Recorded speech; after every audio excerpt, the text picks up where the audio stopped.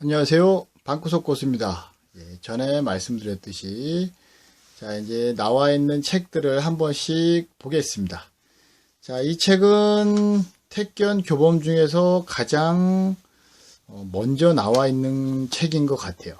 제가 봤을 땐 적어도 그렇습니다. 자, 이 책은 송독기 할아버지께서 직접 사진을 이렇게 찍으셨고, 여기 보면 83년도 5월이라고 이렇게 적혀 있어요.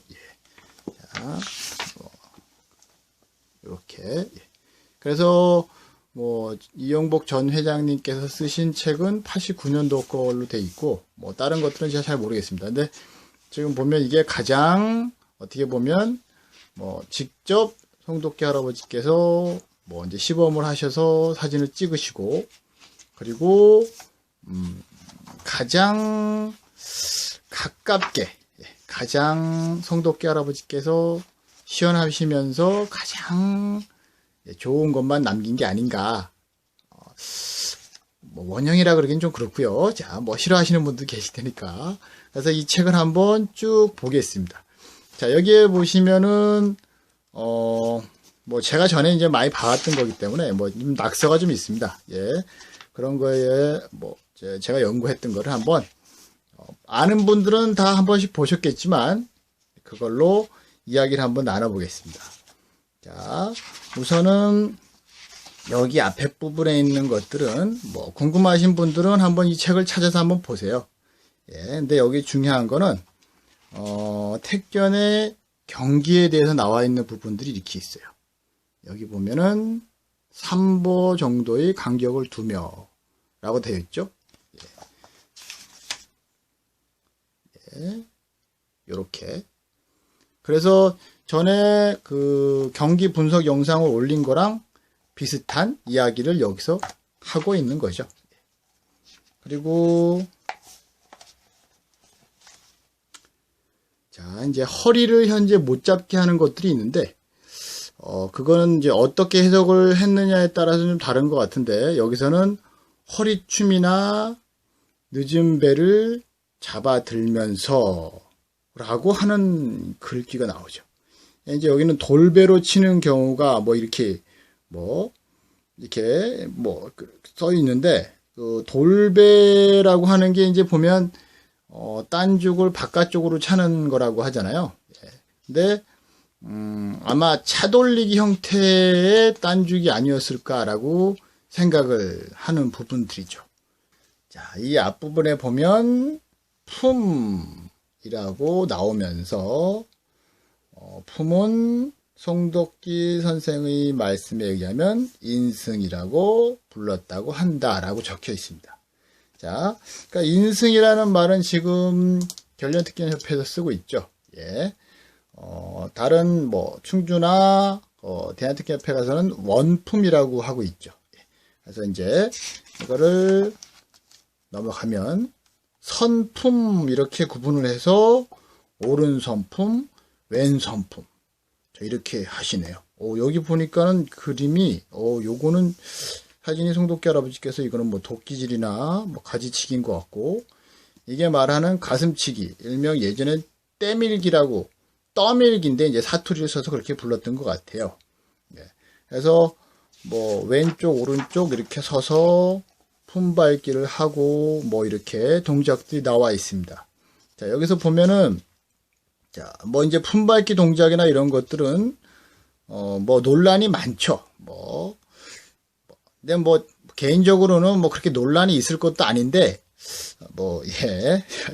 뭔가를 좀 맞추다 보니까 이제 그런 것 같은데, 여기에 의하면 왼품과 오른손품을 번갈아 가면서 하는 행위를 품밟기다. 그래서 택견은 전진 또는 후진 보법의 전부인 셈이다라고 이렇게 보법이 전부인 셈이다 이렇게 해가지고 이제 정리를 하고 있는데, 택견을 오래 했던 저 입장에서도 앞굽이 뒷굽이 이런 건 없으니까 이분 말씀이 맞죠.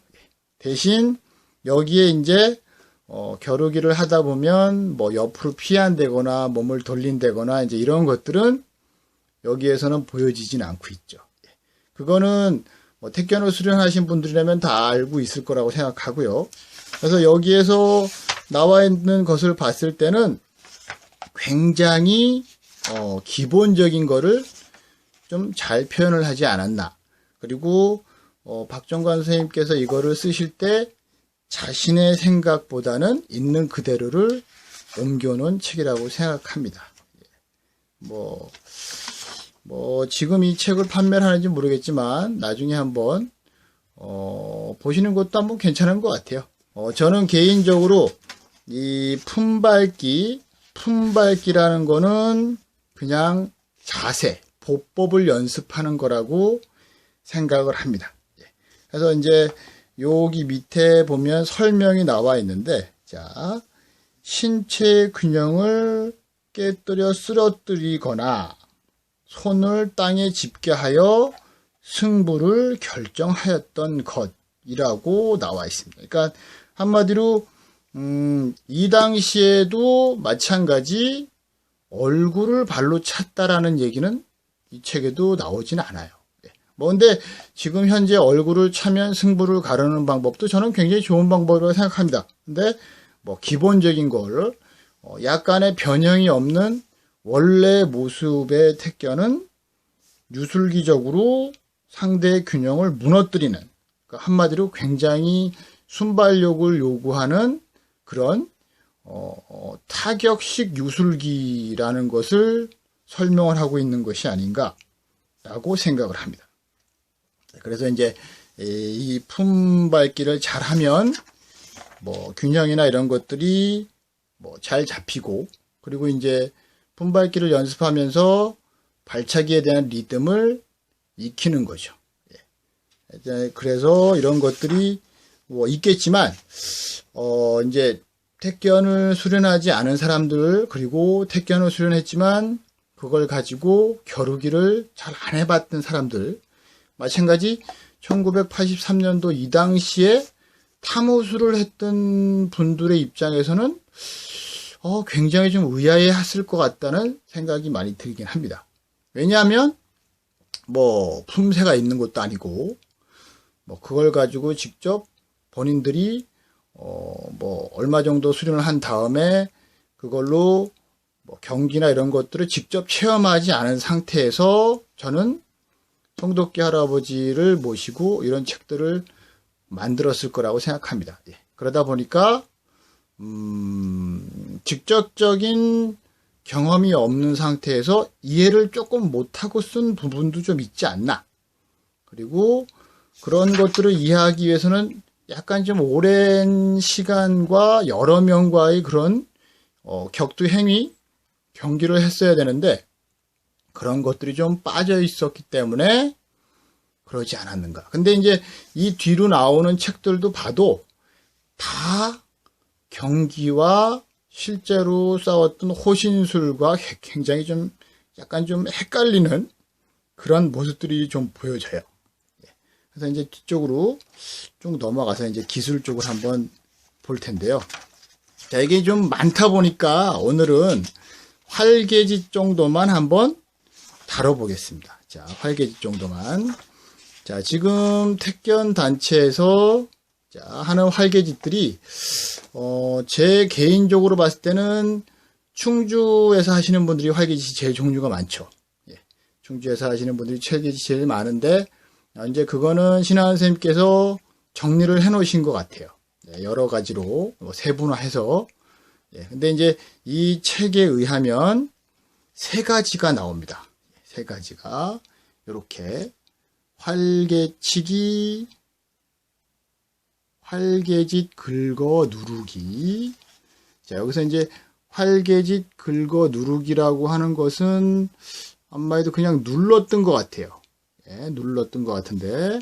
그리고 활개짓 걸어 올리기. 자, 이런 식으로 나오죠. 그래서 이 활개짓은 어떻게 보면 손으로 할 수 있는 가장 기본적인 행위인데 이것을 세 가지 정도로 구분을 하고 계시죠. 그래서 활개치기라고 하는 거는 현재로서는 뿌리기 긁기 같고, 그리고 활개 걸어 올리기는 회목제비 동작인 것 같습니다. 근데 이제 활개 긁어 누르기는 현재 제가 알고 있는 선에서는 독립된 동작이 없어요. 뭐 대한태권협회에서 할 때도 없었던 것 같아요. 대신 충주에서는 모르겠습니다. 있는지. 예, 충주는 있겠죠. 예, 충주에서는 종종 굉장히 다양하기 때문에. 근데 이제 이것만 봐서는 어떻게 보면 격투기에서 하는 비슷한 동작들은 다 하는 거죠. 예. 자, 손을 앞으로 뻗고 위에서 아래로 누르고 아래에서 위로 걷어 올리고. 그러니까 이게 기본적인 틀인 거라고 생각합니다. 그래서 활개짓을 여기서는 뭐 왼발 앞으로 했을 때 왼손을 쓴다. 꼭 이렇게 적혀 있는 게 아니고 왼발 앞으로 돼 있을 때 오른손을 쓰고 오른발 앞으로 서 있을 때 왼손을 쓴다. 뭐 이제 이런 식으로 나가면서 한다. 이런 식으로 적혀 있는데요. 그래서 이제 송덕희 할아버지께서 요렇게 시범을 보이신 거 보면 가장 기본적인 활개짓이 이것이었을 거라고 생각을 합니다. 그래서 이제 제 개인적인 생각으로는 여기에 이것을 발전을 시키는 게 맞는 거죠. 예. 근데 이제 꼭 이렇게 따라 해야 돼. 뭐 이게 아니면은 뭐 가짜야. 그거는 웃기는 소리라고 생각하고요. 예. 아, 이렇게 그냥 일반 무술에서 볼 수 있는 동작들이 태권에도 있구나. 라는 정도로 이해하시면 될 것 같습니다. 자, 그래서 오늘은 활개짓 동작만 한번 다뤄봤습니다. 그러면 다음 시간에는 요 넘어가서 다른 동작도 한번 다뤄보도록 하겠습니다. 감사합니다.